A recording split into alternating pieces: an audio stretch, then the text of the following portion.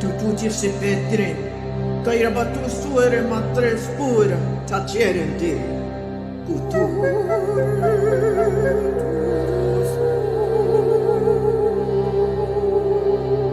Perché tutte le spagliano gente, su cui amatossi, te pacutro spirato, ancora, cucina ma sulla ieri sera, te pacutro spagnato, te tutto.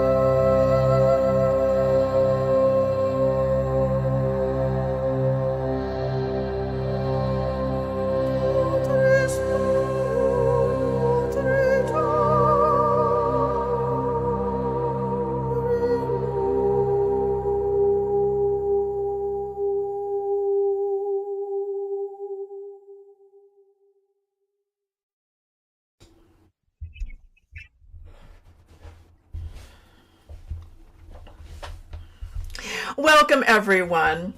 And at the table, we have myself, Vox Angeles, and Adana Sananda Kumara. And we would like to welcome Patricia Walls to the Light Language Conversation. We are so happy to have you join us, Patricia. Thank you for the opportunity. Absolutely. We're so glad to have you here. And I know your light language experience is extensive. So I am so excited to get into this conversation. Looking forward to this one. As am I. Beautiful. Well, could you tell us a little bit about yourself? Really just, let our audience know a little bit about yourself. And along those lines, I would kind of like to know, how did you come to embark on this path? How did it begin for you? I've been in service for about 40 years of my life, and my background is earth medicine. It's a feminine aspect of shamanism. You're probably, I feel as though you're familiar with it. And, several healing modalities, QHHT, hypnosis, all of that. But in 2017, really more like 2015, I became aware of the language of light through Dorian Light and Judy Satori. And Dorian is in Florida. You might have heard of her. I call them the grandmothers of light language. They're amazing beings. And they were doing light language on the big stage with thousands of people 20 and 30 years ago. I mean, how incredible is that? But I came across them, and then in 2017, I met a beautiful sister in Wales, the UK, who was beginning to speak light language, and I had a trip planned to Glastonbury in England, and she agreed to drive down and meet me. And during our visit, she transmitted light language for me. And I thought, that's different. She was completely different from Dorian and Judy. And I had been writing like the symbols. I had been writing the symbols most of my life and didn't really know what they were, because Judy and Dorian didn't really talk about the symbols. They were using the vocal light language. And so when I got back to Texas, it just flipped on. And I started vocalizing light language. And then since then, it's pretty much taken over my 40-year practice. Everything I do now includes light language. So does that bring up any questions before I continue? Well, and that's wonderful. I'm curious, because there's, when we talk about light language, there's all of these definitions that kind of come forward and where it's coming from and so forth. What would be your definition of light language? So for me, and and I understand that each one of us perceives in a different way. So there's no wrong answer, there's no right answer. It's only how we perceive what our inner knowing is, correct? And so for me, my inner knowing is that light language was our first original source language. It was the language that we spoke before we went into the Tower of Babel. When we came out of the Tower of Babel, we were all speaking different languages. And it is frequency. It's downloads of information, alignments, codes, healing, whatever it is that our awareness is prepared for, that's what occurs for us. And so it affects everyone differently. Some people just feel relaxed. Some people feel lighter after. Some people have reported healings, but again, it's all based on what that person is ready to accept and what they're in alignment with. Law of free will, right? Nothing happens that we aren't in alignment with at that particular moment in our existence. And so, but that is my understanding or understanding of the language of light. Well, it's interesting, even in my own life, I'm always looking at, like, what Elohim was saying, it's frequency, energy, resonance, vibration. And so I'm curious because, we look at all of these people that are doing light language, and there are people that specifically state, well, I am transmitting Pleiadians or the Syrians or Archangel Michael or what have you. And so I'm curious that within your own work, who or what are you in communication with? How would you decipher that for people? Is it higher self? Is it source? So in my second book that I was writing, and you and I spoke off channel about this, I'm a channel. And so I have to ask questions in order to receive the information because I don't know everything. My human consciousness does not know everything. Everything that I think that I know comes from a higher aspect. I don't claim to know anything. I'm channeling. And as I was writing the second book, I had some questions. And so as far as who do I work with, where do I receive my information, I've given up and I refer to them as the beings because they are a collective. They're my collective. They're a collective of my higher aspects. And so I stopped trying to delineate between Modoc and Metatron and Azrael and, whomever. I stopped trying to name them because basically they all talk at the same time anyway. And so I just started saying the beings are telling me this. And so when I was writing the book, I had lots of questions for them because part of the work that I do is in presentations is people will have questions. People will want to know, what is this? Why is this? Where does it come from? Who are you channeling? And so I had to learn to ask questions of the beings for that and for the book. And so I had been told about the Tower of Babel, but I still had questions. And my question was, well, why do I sound different from my sister Laura, my sister Sharon, my brother? Why do I sound different when I transmit light language from everyone else? And the beings reminded me that when we went into the Tower of Babel, we were all speaking the same language. Excuse me, I get hoarse, especially when they're trying to come through. And when we came out of the Tower of Babel, we were speaking different languages: French, Pleiadian, Syrian, Arcturian, Italian, whatever, whatever, right? We were speaking different fragments of the one language. And so they said that whenever a person is transmitting and channeling light language, they are transmitting that portion, that fragment of the one source language that is required at the moment. Whatever downloads frequencies are required at the moment, that's the portion that they transmit. And to help understand that, one of my sisters had been asked by this particular man to transmit for him. And after she transmitted light language for him, he told her, he said, I just want you to know that I speak 7 languages.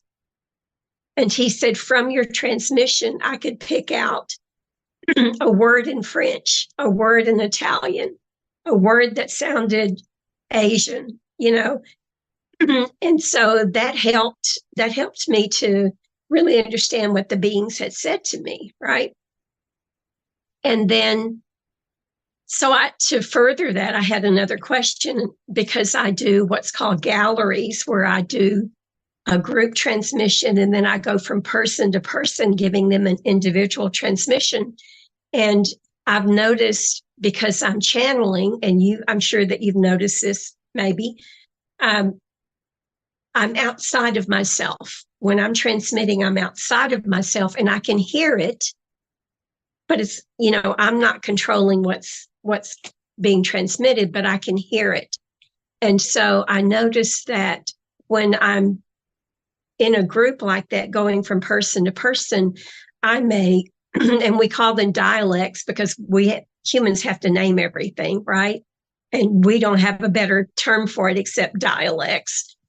And so I noticed that my dialect may change from person to person.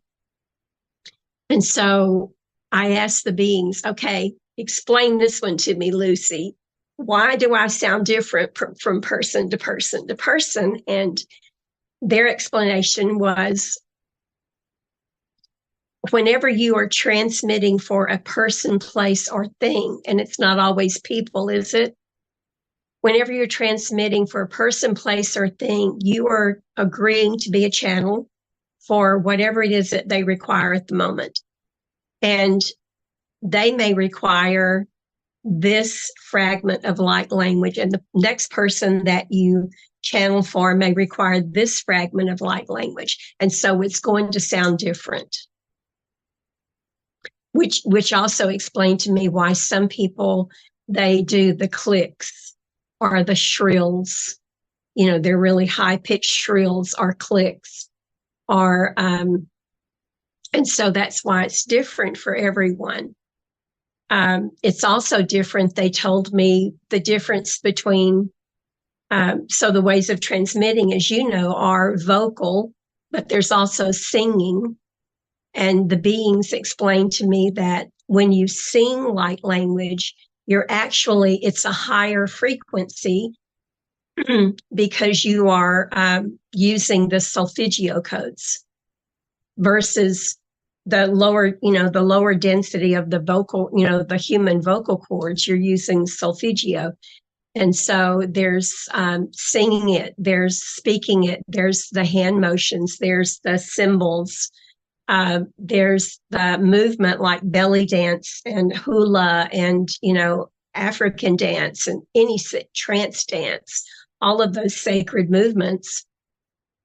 And then there's just emitting light language. Sometimes we just simply emit light language. So I tend to talk in circles, so you may have to stop me and say, that's not what I asked you. Plus I'm channeling, so.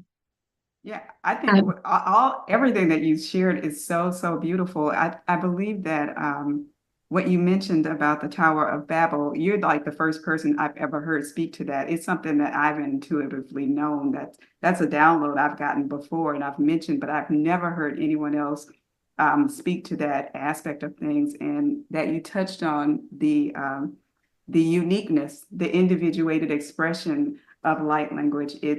it just it's all encompassing and all resonant with me and my experience as well. I'm curious to know though, if you have a perspective on how light language exactly affects the field. Do you have a perception of exactly what's happening when you channel light language for an individual recipient and for yourself as well? So our fields, as you know, are made up of frequencies, right? And we receive information into those frequencies 24/7. We are, how are they saying it? We are being affected by everything. EMFs, right? They affect your frequency and how you react to things.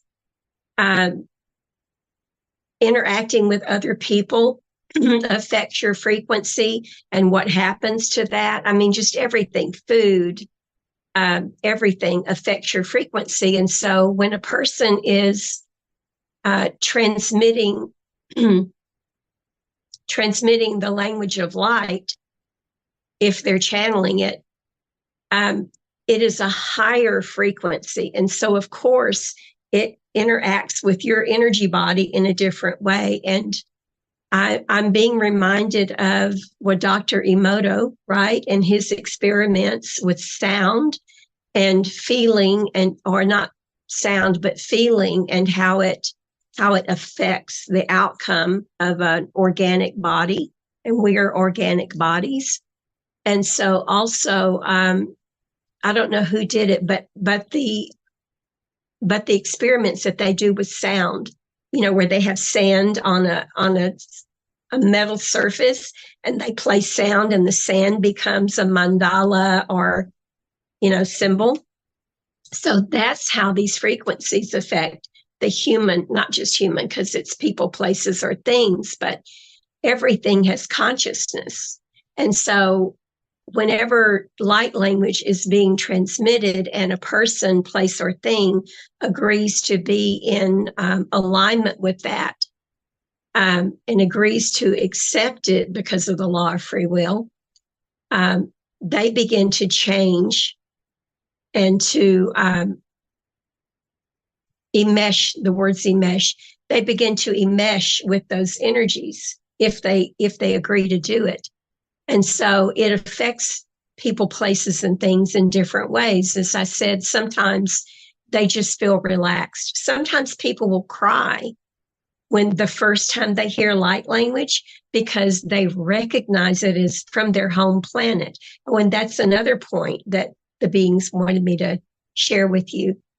And so it affects people in different ways. So if their organs are misaligned, misfiring, and they receive that frequency, it could align their organs. It could realign the cells in their bodies, their blood systems, their water bodies, right? Because sound particularly affects water, and we are mostly water, aren't we? And so it works with the water in our bodies and begins to align things. Sometimes, just like with Reiki or any healing modality that also works with frequencies, sometimes there is a period of detox, right? That people may go into detox. But I forgot now the planet. And so if you don't mind, I just want to share this before I forget it, because I'll forget it. So one of the things that people are always asking me not always, but people often ask me, what planet or where am I from? People will always ask me, where am I from? Because I'm a channel and I'm an intuitive, right? They think I know that. So my answer was always, spark of God, where we all came from. I don't know. I don't know what you're asking me. And so the beings, I'm sort of their source of humor sometimes because I can hear them laughing at me. And so they shared with me that what people are really asking me is, what planet are they from? And I kind of knew that, but it was like, listen, the universe is amazingly big, and there are like billions of planets, and you want me to name what planet you're from? And so that's why I just don't, I tell people I'm spark of God, because, you know, you want me to put into human words what your planet is called? There aren't human words. And so I understood then, though, when people are asking me what planet they're from, what they were asking me was, where was the planet that they first came into form on? Because we were all created, well, my inner knowing, we were all created at the same time, right? Spark of God. But we didn't all take form at the same time. And so that helped me, because people were, they said people were really wanting to know, what was the first planet that they came into form on? I still can't answer the question, but at least it explained to me what they were asking me, But a lot of times where this fits in with light language is, they were telling me that a lot of times when we channel for people, we're channeling their home language. And that's why they cry, because they feel it. They're like, I know that language, Yeah, Did that's that bring up any beautiful. questions? No, that's beautiful. That's beautiful. I'm curious to know, because you work so much with light language and you notice the effects of how it affects other people, the impact of how it affects other people. Have you used light language, or do you use light language in practical ways on yourself? Do you receive your own transmissions? So I found that um, when I'm doing readings for people, that I will begin with light language, because it takes me out of my egoic mind and puts me into the trance state. And so I use it there, and I also use it for myself. Sometimes I find myself praying in light language. Instead of praying in English, I'll pray in light language, because to me that's just a more direct connection. I wanted to go back a little bit to, because I thought it was so beautifully stated, where you were talking about, Emoto's work with water and so forth. And I remember, it's a confirmation, but it's kind of what I've been told by Elohim, whom, I work with. Is really kind of the same exact information. And they're always talking about how light language affects the crystalline matrix within our physicality, and that the frequency travels on the fluids within the body, through the crystalline aspects, through our cellular structures and our bone, our pineal gland.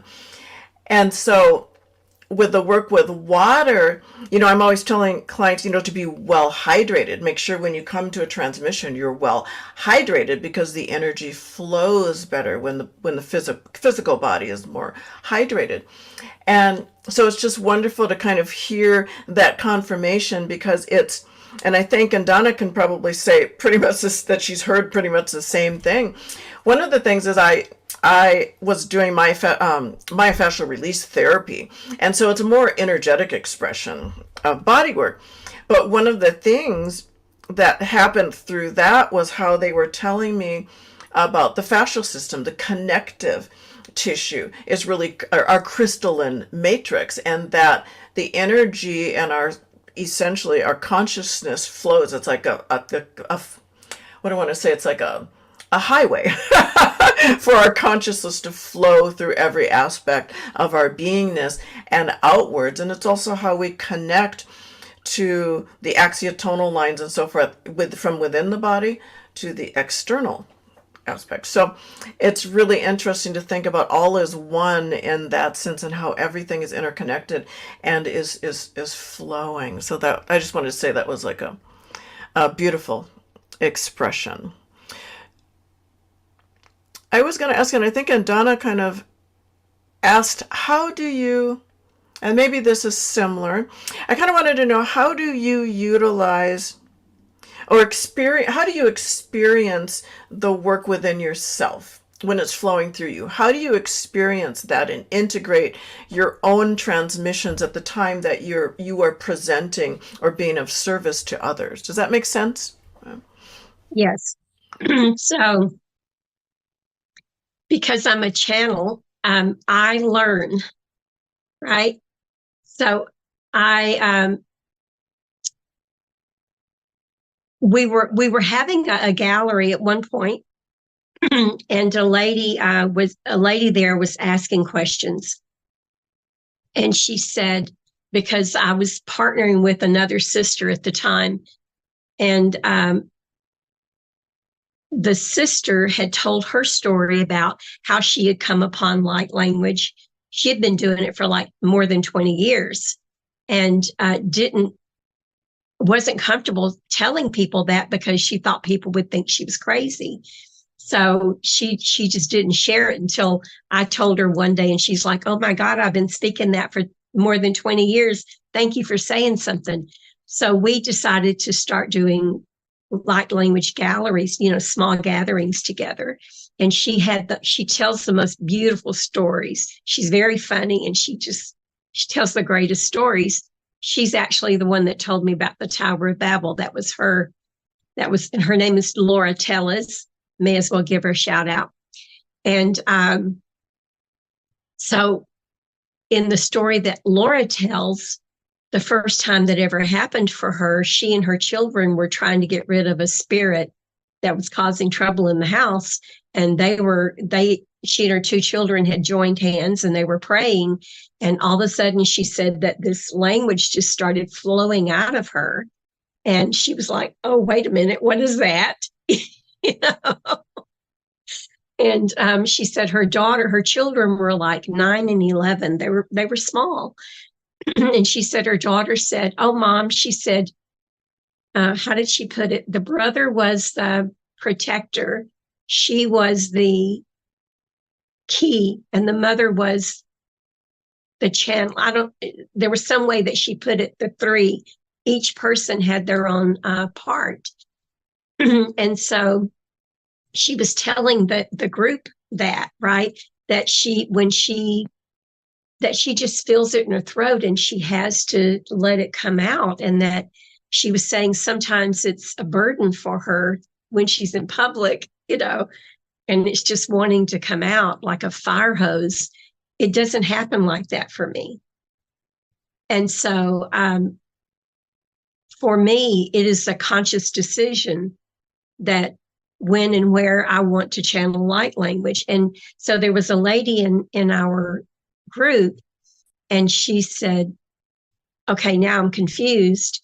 She said, "If light language is channeled and you have no control over it, how is it that," and she was talking to me, she said, "How is it that you can turn it on and off?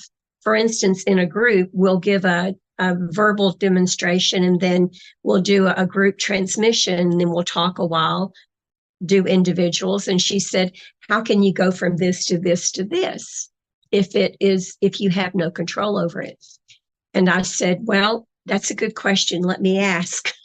And so I said, "Okay, beings, explain to me how I'm doing this," because so many of us do everything as second nature.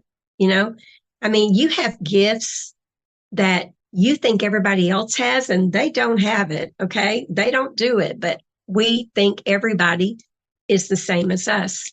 And so the way I've learned to work with the beings is I ask them, slow my process down and show me what it is that I'm doing. And so what they showed me was that I consciously take my egoic mind and put her to the side. I call it my little Patricia. I just set her off in the corner somewhere, the one that tends to judge and criticize. And then I make a calling that I am in agreement to be a channel for whatever message, whatever energy needs to be transmitted for this person, place, or thing. And I wait until I feel the shift. And then I open my mouth and allow whatever needs to come out to come out. But so that's my process. And I wanted to add really quickly before I forget it. I used to teach a modality called emotrance, and it's about emotions, and working with emotions. And one of the exercises that we gave our students was we would give each student a list of 10 words, and they needed to write down what their interpretation of the word was. And something as simple as love, money, that sort. And it was interesting to see that 10 people would have different interpretations of the word love.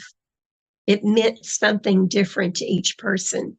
And so why not all of these people who are transmitting light language, why not they each have a different perception of what it is? They each have a different explanation of what it is. And that's the beauty of things, right? Is that don't believe, the old shamanic saying, listen to every word I say, but don't believe any of it. And so I'm sharing my inner knowing, but it doesn't have to be anyone else's inner knowing. One person may say it differently, and the person will go, oh, I totally get it now. Where they may listen to my explanation and go, that doesn't sound right, and that's okay. Sorry. No, that's okay. Fighting over that. I'm just stating from what you just said. It's really interesting in talking with people, the impetus that comes forth to speak light language, because it is different for everyone. Some people just feel that sudden urge in their throat to speak. For me, it is, people have asked me that same question as well. And even though I would consider myself to have embodied it, it's with me all of the time. And sometimes if I'm alone, it may just come out and I have a conversation with myself in light language. And it's kind of interesting, or I'm speaking light language and I'm conversing with non-physical. And so it's with me all the time, but I'm also in control of it. There might be that urge to speak, but I don't need to speak. And that's how is it for you, Andana? It's conscious. It's conscious. It depends on the energy, and it depends on the recipient, or what's drawing that energy forward. It depends. Sometimes it can come through really strong, and I can feel that urge. It's almost like you can feel this bubble welling up from the inside that's just bursting itself forward. Then other times it's a settling in. It's a conscious decision to draw that energy forth. This is what came up for me as you were sharing that story, because I thought it was so beautiful. My son just recently asked, how does the body know when to breathe versus when to take down food? It's the same concept. It knows when to open itself and when to close. And I think that speaks to what consciousness is. There's an innate thing that knows. It just knows what to do. And we all handle it in our own unique ways. And that just speaks to the beauty of what consciousness is and how it works. And speaking of family, I'm curious to know, because a lot of the challenge with stepping into the space of light language is standing out and being different and being willing to walk in your authenticity. I'm curious to know, in doing that process and living that out, how your family has taken to this version of you. So my children very often, with love, refer to me as crazy lady. So,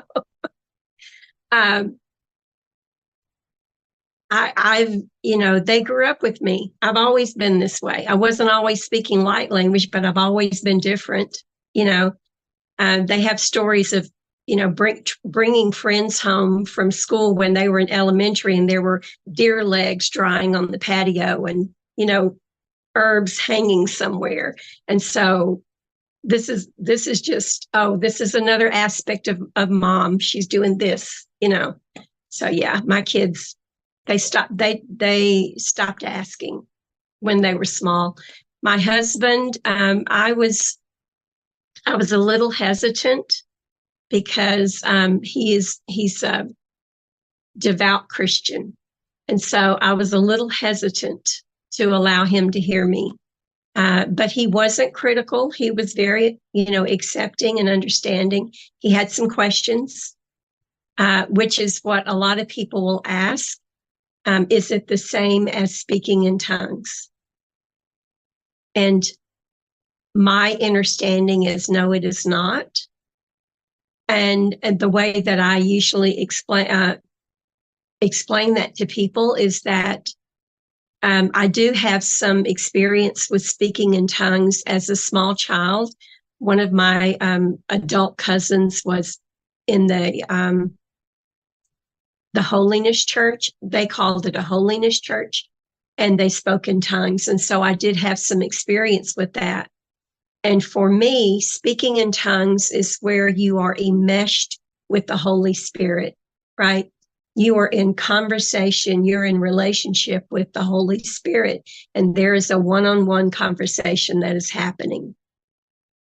You're entranced, right?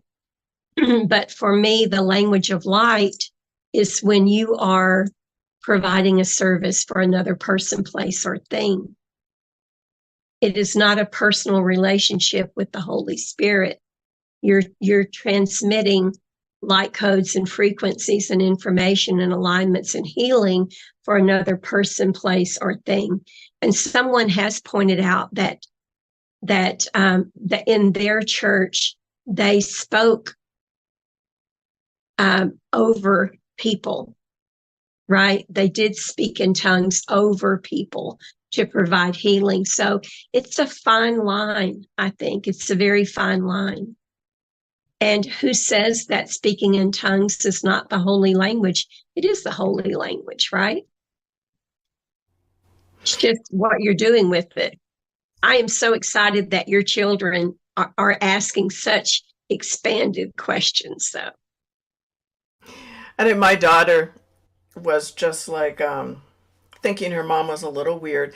And even when she was younger, she had her gifts, but she just chose to, at some point, kind of shut it down, which was interesting. So she's very supportive.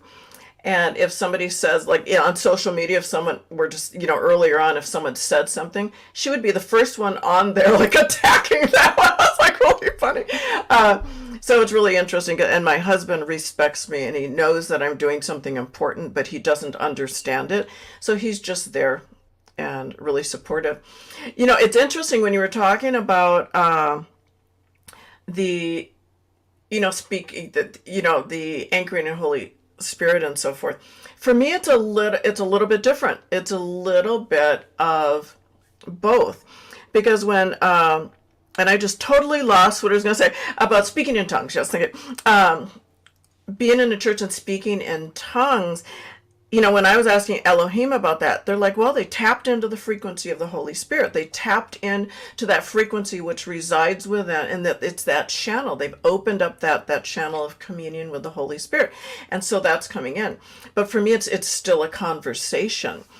It's not necessarily centered in service, but I think with even my work, and I don't know what, and Donna can say about that, but within my work, it's a little bit of both, because it's really about tapping into or tuning into or being in communion with one's God self, where that essence of God is working as in through you. But yes, it's also in service to others. And it's an expansion of the conversation. It's an expansion of one's capabilities to bring that through at a higher level, or a more focused level, maybe I would say, when we're utilizing it in service to others. So for me, it's kind of the same thing, but not. And maybe it's expressed a little bit differently, but maybe not. I don't know. What do you think about that, Donna? What am I trying to say? I would pan out the perspective, and for me, it's all rather simplified. It's me as a focal point, as a point of focus, bringing myself in alignment as closely as possible with the authentic essence, divine essence of me. And so, however that expresses, whether it's spoken or just emitted as frequency, it's me allowing that myself to be a hollow bone, allowing that frequency to come through and be shared and radiated. Whether that's done consciously or unconsciously, I don't think it matters. Because I think if it's true, aligned, divine frequency, that it's serving a purpose, it's affecting the field as the field is opened to be affected, right? That's my perspective of that. That's beautiful. And that's the beauty of all of this, right? Of having a round table is, as they said before, I may say something, you may say something, and each person picks up a different aspect, a different thread of it, and it just gets all woven together and becomes this beautiful tapestry of knowledge and information and sharing. And so that's the beauty of all of this. And I'm learning from the sharing that the two of you are doing. I think that's the beauty of everybody having the courage to walk in their authentic self, because I think that's the reason for it all. That's how we create the unique tapestry that is the human collective, right? Everybody has to sing their note in essence, right? To own their color of the tapestry of the weave, right? Yeah, I think that's what it's all about. But I believe, I'm going to say this, I believe that as we have the courage to do it, we create the safe space for others to do the same. As we allow ourselves to speak about it in these public ways, as we allow ourselves to embody it, regardless of what family thinks or what anybody else thinks, as we allow ourselves to align with the truth of us, do we give others the impetus to do the same? We create the safety for them to do the same. And we also serve as spark, to draw them back into remembrance of that truth. Yeah. I think that's really it's really about remembrance, because I was asking, why am I here doing this work? What is my mission, type of thing. And what I was told was, through the work that you do, whatever that is, whatever you're guided to do, whatever is your magic, your medicine, that you are here to guide yourself and other people home. And really guiding them home is guiding them to the truth of who it is that they are, to create space, to open up and create an access point, or open up a door that somebody else can walk through. And how that looks to them is going to be wholly different than it might be to me. But I'm just a facilitator. I'm facilitating the opening for someone else to be able to walk through and allow them to be who it is that they are meant to be. And I wanted to ask you, because you're holding your book, and I'm interested in your books here. How did the books come into being? How were you guided to write these books? Are the books channeled fully? And how are the books themselves of service to people? So that brings up an interesting point that, the beings were talking to me. Somebody was referred to me that she wanted to be activated to speak light language, and the answer that came from the beings was, I can channel light language for you, but it doesn't mean you're going to get activated. And this is something that I share with, and it is in reference to the books.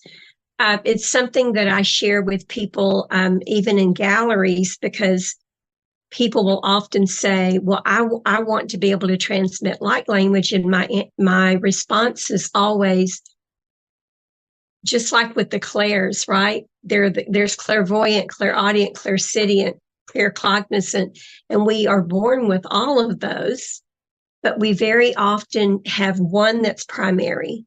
And so we're all born with the ability, it's our language, to transmit light language, but it's a matter of identifying how you are doing it, what your primary way of transmitting it is.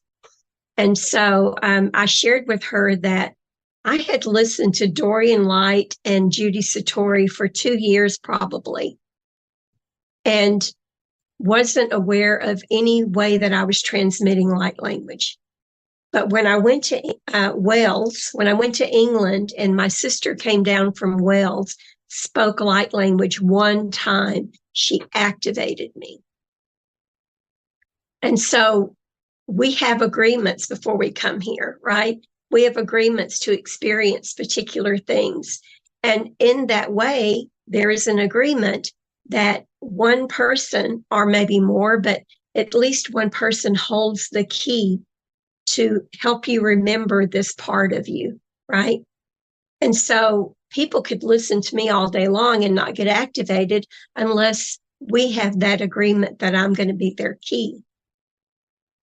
And the way that that fits in with the books is that the first book that I was called to write on, I'm working on my 9th published book, but not all about light language. All of them aren't. There are only 3 on light language, but the first one was after I got back from the UK, and I was in regular communication with Rachel, and I said, you know, I'm really feeling drawn to create a book, but I don't know enough about light language to write a book, a full book by myself.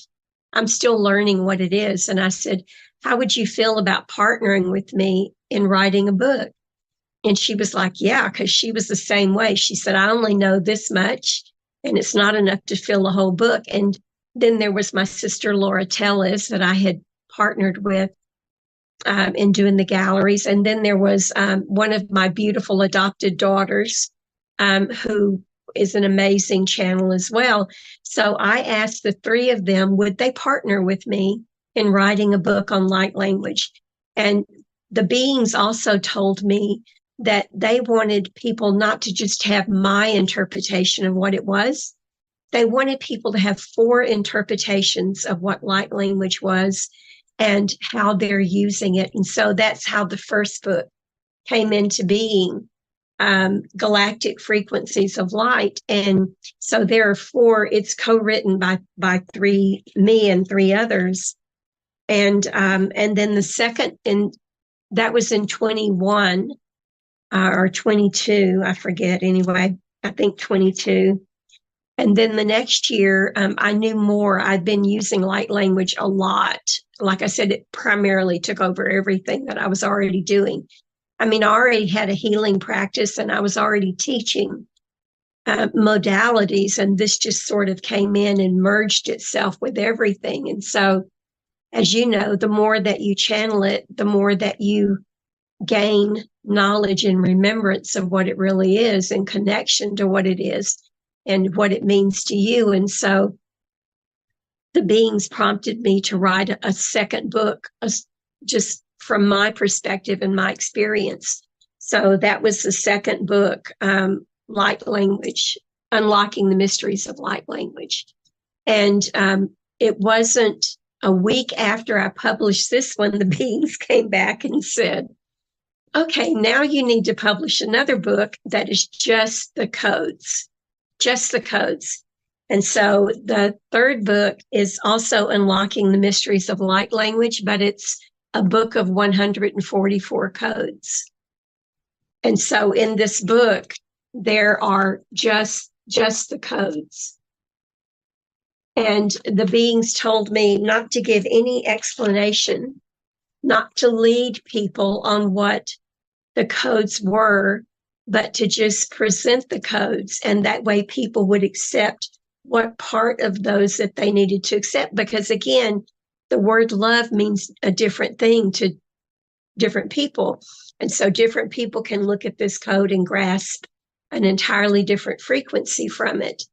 And so I published, that was the third book that I published. So those are the books. It was interesting, and Donna and I were just talking about that yesterday. In a book that I had out with codes, and one that she's working on, and another that I'm working on. And it's really interesting because you always have people that are asking, well, you know, that sounds like home when I hear it. It sounds familiar. What does it mean? You know, and I'm always explaining that it's not about the meaning, because it can mean different things and be defined in so many different ways depending upon the person that's receiving it. It's for them. And so what they receive may be wholly different than what the person sitting next to them receives. You're going to receive what it is that is meant for you in the moment. And the next time you come back, it may be something totally different. Even when you're looking at an alchemical symbol of some sort, a light code of some sort, it may be different. So I think it's so beautiful and liberating to just have those images and allow people to receive what is meant for them, because then they're taking responsibility too. It's like their responsibility. They're taking responsibility for themselves and what it is to be present in the moment and to kind of look at that symbol and to be open to receive. It's like that symbol's like a gateway, a doorway, an access point to something which resides within them. And I think that's such a beautiful way to express that. You're giving people the ability to take responsibility for themselves and to open up and to receive in that moment. Right. Can I share something before Yes. I forget it? Yep, it's just about gone now.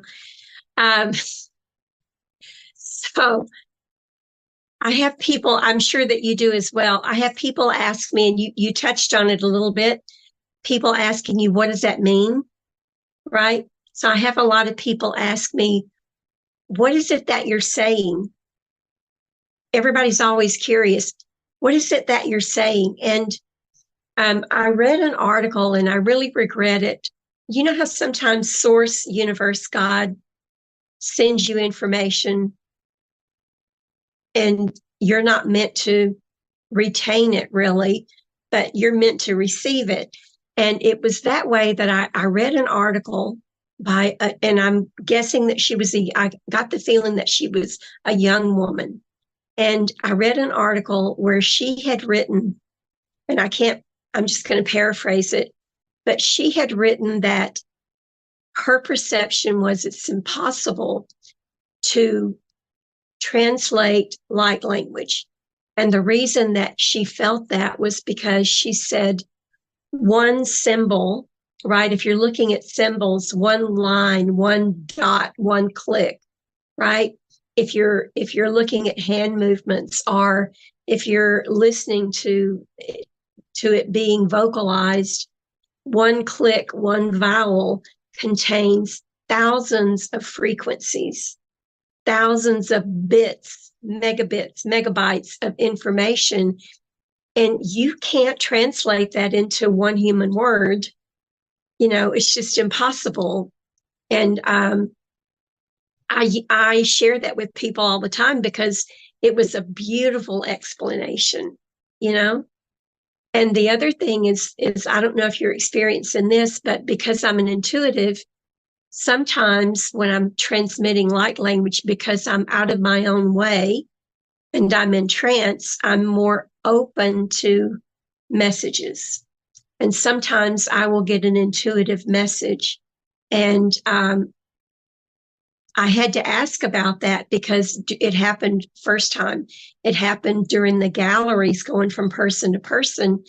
And I would get a message from one person and not for another. But anyway, someone asked me, someone said, I thought you couldn't translate light language. Why are you giving, but you're giving messages. And again, I had to tell the beings, okay, slow this one down for me and show me what I'm doing. But they showed me that it's like 2 different streams of information, right? One, I'm transmitting light language, And one, because I'm an intuitive, I'm receiving an intuitive message for that person. And I know that there are people in our community who say they can translate light language. And I'm not doubting that they can translate it, but for me, the way it's explained to me is in that. What's the possibility that those people are intuitive and they're not really translating light language, but they're receiving an intuitive message at the same time? That's something that makes sense to me, but I don't know how you receive it. I think it's a little bit of it can be a little bit of both. I've had people receive light language and said, "This is what you said." And I'm like, "Oh, okay." Well, and I don't know. I can know. Sometimes what happens is if there's a direct message, I will get a message. Like I can speak in English, but I'll speak light language first.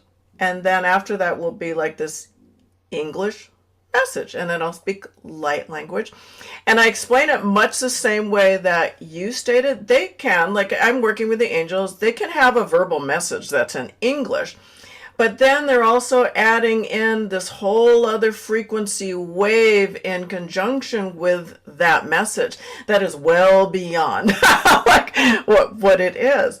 And so sometimes the message in English is like to trigger an opening, and then people are able to receive what is flowing through after that. But I also think that when people are hearing light language, that it triggers like their own awareness, their own soulful self, like a message, a reawakening of something within them, that then they're saying, "Oh, this is what you said." And I think that, I think the light language triggered that message from within yourself. And that comes forward. So there's different ways. There's so many words people use, and I think to all of us, each of those words means something else. We're pretty undefinable. I don't think you can really put a definition, a specific definition on everything that's coming through and that we do, but that it can hold specific meaning for an individual in that moment, that it's triggered something, it's opened up a door, and they receive the message that's been awaiting them all along. Right. It's about I believe perception. I'm sorry, go ahead. I was just going to say, I believe that's the whole point, or the impetus behind light language, is to bypass the logical mind and speak directly to the heart. And so in order to feel into the message or the sentiment that's being shared in that transmission, you have to get centered in that heart space, in that place of openness. You can't unpack it with your logical mind. That just serves as a bottleneck that prevents you from really understanding or receiving all that is there. So I think that's the point, and I think that's where we as a collective are being called to, is to center back in that space of the heart, to come back into a space of union with both aspects of self, the feminine and the masculine, the intuitive and the logic, bringing those together in a space of wholeness. Yeah. And also, in particular, English, right? English is such a fallen language, right? English has been, people have picked it apart, and it is so full of deception and hooks. And why would you want to attempt to translate the holy language into something that is full of hooks and deception and misconceptions? And so I don't even try. Yeah. Well, I think this actually would be a wonderful time for you to share an experiential demonstration of the work with our audience, of what it is that you are doing and sharing with people. First of all, can you explain a little bit about what it is that you're going to share with us, and if there's anything that we need to do, if it's more meditative and so forth, and then we'll let you go ahead and share your experience, and then we can have more of a discussion afterwards.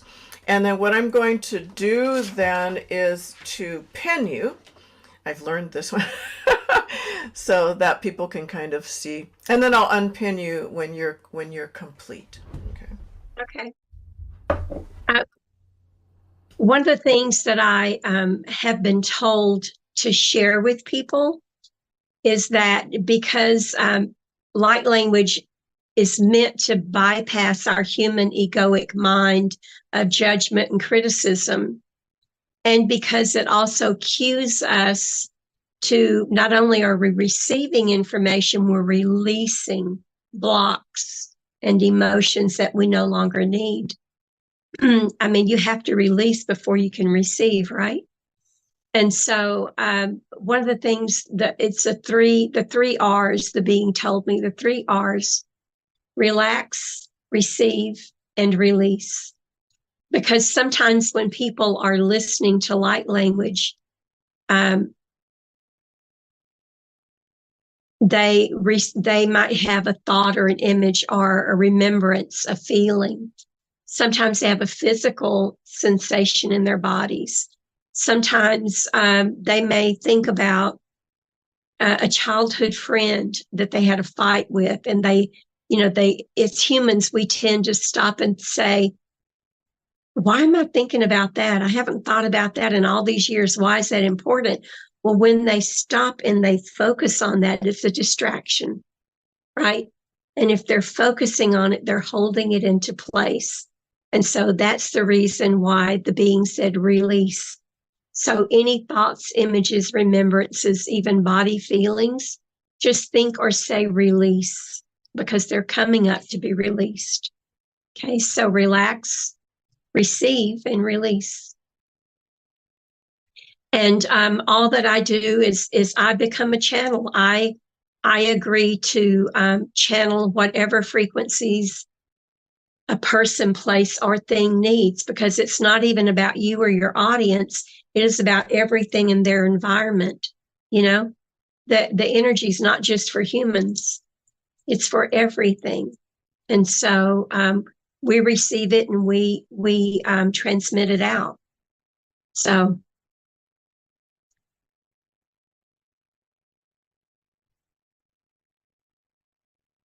me inti halai wimbe shell oku inka ane me anta helea otibi bahandai lewa bobe asht elea chela kia antikilu mumi mayene ne e wotu beati alahaka yekebe baanda elea shol opa bomumi inde halai eti alaki uko me anda eli indu me ahanaye epea ako epe sho eme eshe ele echeli ki anta doli in tabayela me ando olaki kane be ashel echul upia hayem ende helai ente koala ole ehe cheli pi itu kai mimi ente halai enema Mui apai e shela iacha.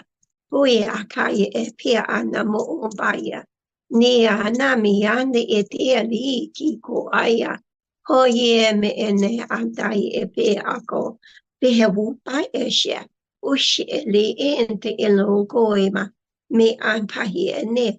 No inti helai e tia lo uikai. Mo e apai e uipa. Surely be chile ki uchulu apa enti ului me una naile ai mo ukoi bea o ehma behente el upo opa.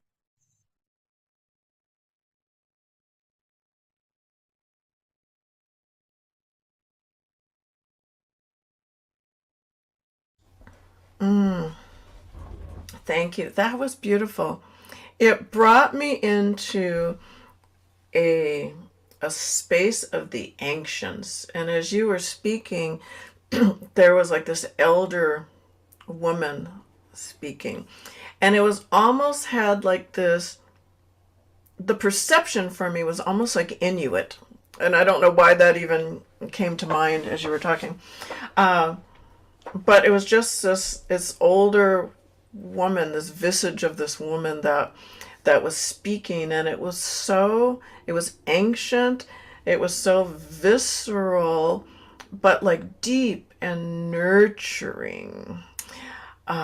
Positively fueling is a word. It was almost like a food, a fuel that was bringing forward a deep remembrance that kind of needed to come up for me. Thank you. Oh, absolutely. It was beautiful. I saw an African woman, an elder woman. It was very small but powerful, very small but powerful. And I felt like I was a child, yeah, a child receiving all of that. So it was beautiful. Thank you. Well, and I think what I'm being guided now, as Elohim has come present, that it is time to begin our Trinity light language dialogue. And I shall begin, and then it will go to Andana, and then it will go to you, Patricia. Giramino diere satutrum, bascecha cacere tur, namamba gere butrum se shatur, kitin, diem, mbadukude tutris piera tu cole beniandre sicia, and to cutrem bes uture spirit cutrem minun. Te catuder stace, a tu non butre spirum. Nella tu sembra ragazzo drammatica, so rezando caro tu me huri verutendio shotrame osundre kai resiando camo si rude risiando oso drama an isir wat utinde tu scendra kai rasiando kai martushita rukaya sotramat utinde so verat usinda kasur kamaid rohia dahat retende shetrameado gai ratunde evarotende shu rasiand ishund mereat ishund.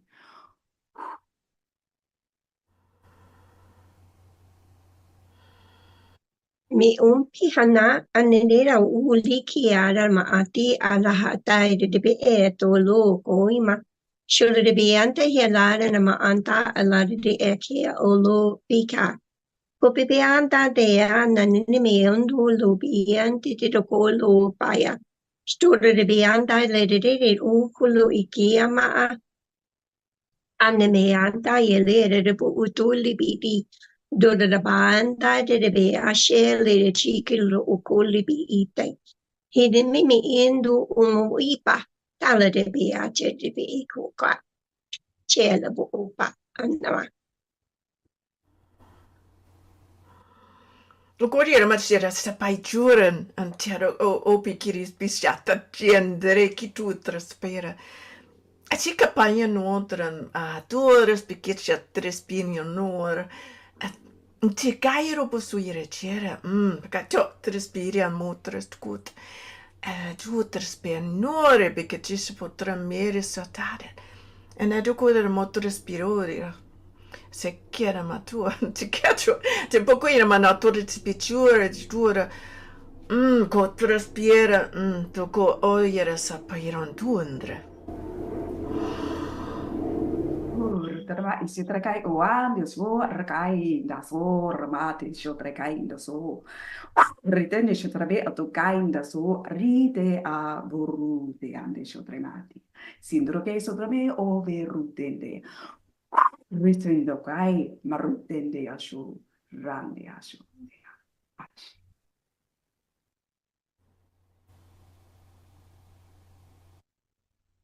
Bi anti halai and the kalari uti emoshe.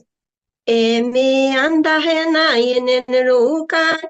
Bayena mi ande ananu ane undu in makai. Ebi ande hendi onundo. Imindi anai ane inku. Mama me ambayene undu kayene. Uluru ukayamayene mi unchala. Ulibiantaye mayenu. Tu quieres sapere patutram, merebrero su o quieres payero tutram, ne yere payesu tu curam. Nesapati to respiri nature pikirim. I'd like to thank both of you for participating. In this Trinity dialogue.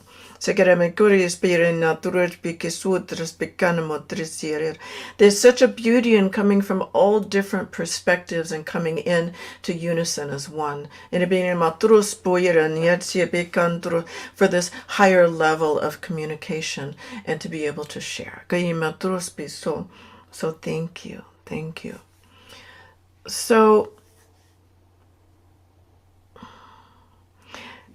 it's so beautiful just to feel, to see and visualize and feel and experience this flow of energy that comes together, and there is this like unison, and there's a weaving that happens, and I think it's so beautiful, and I wouldn't even be able to sit back and define any of it.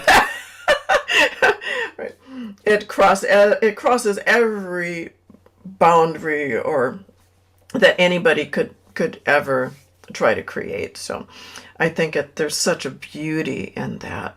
So I guess that at this point, Patricia, what is the best way for our audience to connect with you for further information or offerings? And I think even before that, we'll leave that at the closing. But what I would like you to share first is, do you have maybe one statement of wisdom that you would like to share with our audience?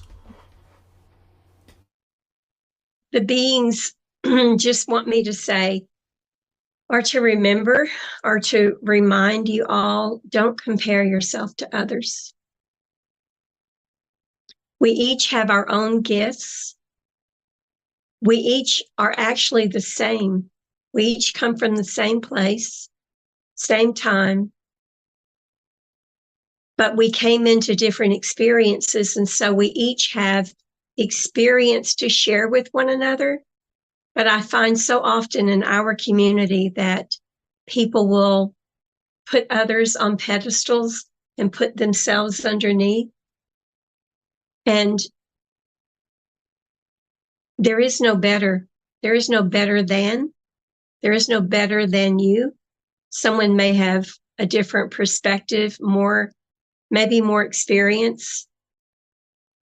I have, in my 69 years, I've been doing this 40 years, but I am finding 10-year-olds, who I watch and I witness, and I'm thinking, oh my God, where did you come from? You are just amazing. Where did you come from? And can you teach me? Because the beings just want to remind you that you are it. You have the knowledge. We're just cueing one another to remember who we are. That's it. And then beautiful.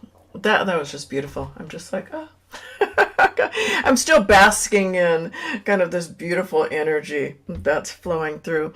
And I guess then the second part of that is, how can people get in contact with you if they'd like to find out more information about what you have, your offerings and so forth, what it is that you have to share? The simplest way is to go to earthwoman.com. It's Earth, WOMBYN, for the woman, right? Earthwoman.com. I have a lot of websites, but that one sort of has everything in it.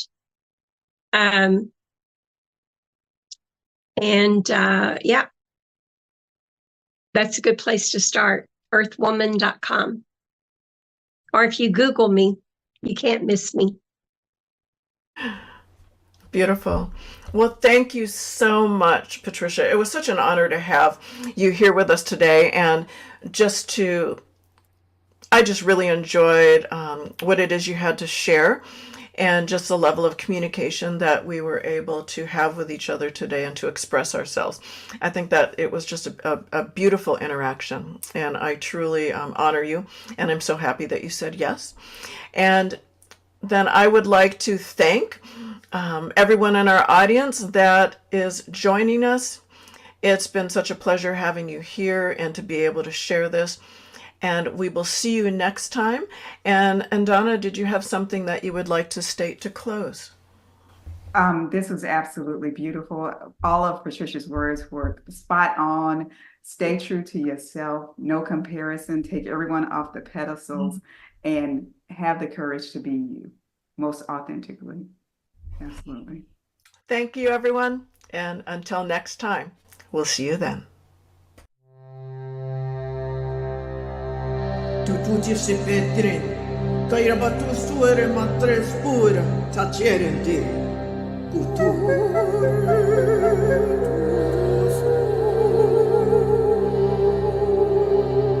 Pirica tutte le spagna na gente, su cui amatoscia, te pacutro spira tu, ancora.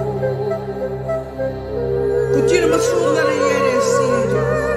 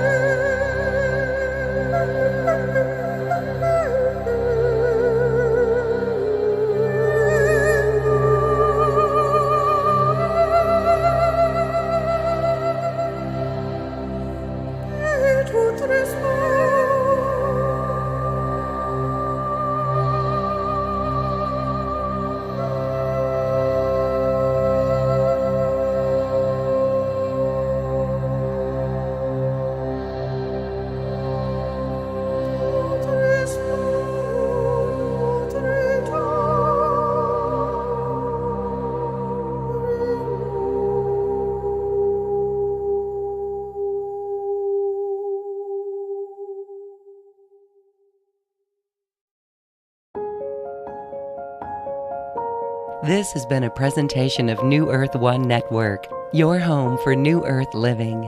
Access information, education, and videos on living from the heart in unity consciousness. Visit newearth1.com.